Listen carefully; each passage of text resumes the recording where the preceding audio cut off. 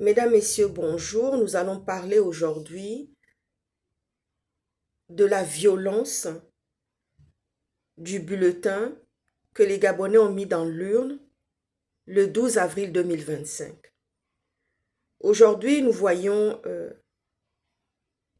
un changement d'angle au niveau de la politique du Gabon, qui est celle qui consiste à dire qu'il n'y a pas de dignité sans effort, mais c'est parce qu'Oligui nous avait vendu au départ, voyez-vous. Ensuite, il est venu nous dire que quand il est arrivé lieutenant, il est allé partager la petite chambre de ses petits frères en tant que lieutenant, voyez-vous. Mais moi, je vais vous dire quelque chose ici. Oligui a un trauma.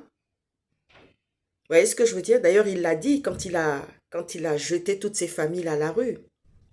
Quand il a créé des déguerpis dans notre pays, le Gabon, voyez-vous. Il a parlé de son trauma. Il a parlé de l'expropriation de sa mère qui avait été très violent. Et je peux vous dire,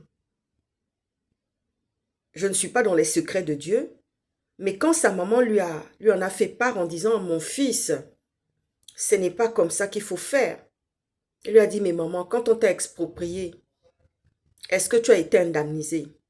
Est-ce qu'on a une once d'empathie pour toi? Voyez-vous? Donc, non, non, non, non, non, je fais comme ça. Il n'y a pas de dignité sans effort. » Subitement, le discours a changé. Vous voyez ce que je veux dire? Non. On est passé de redonner de la dignité à l'effort. Ensuite de l'effort, je suis arrivé lieutenant, j'ai partagé la chambre de mes petits frères. Vous voyez ce que je veux dire? Non. Après, ça va être quoi?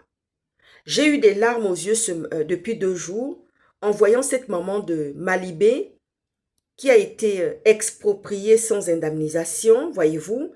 Et je viendrai vous raconter ici l'histoire des premières expropriations quand le feu président Léomba est arrivé au pouvoir.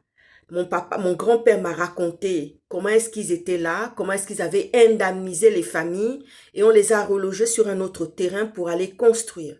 Donc, Oligui a un trauma par rapport à l'expropriation qu'il a subie avec sa maman, mais les Gabonais ne sont pas responsables de cette situation.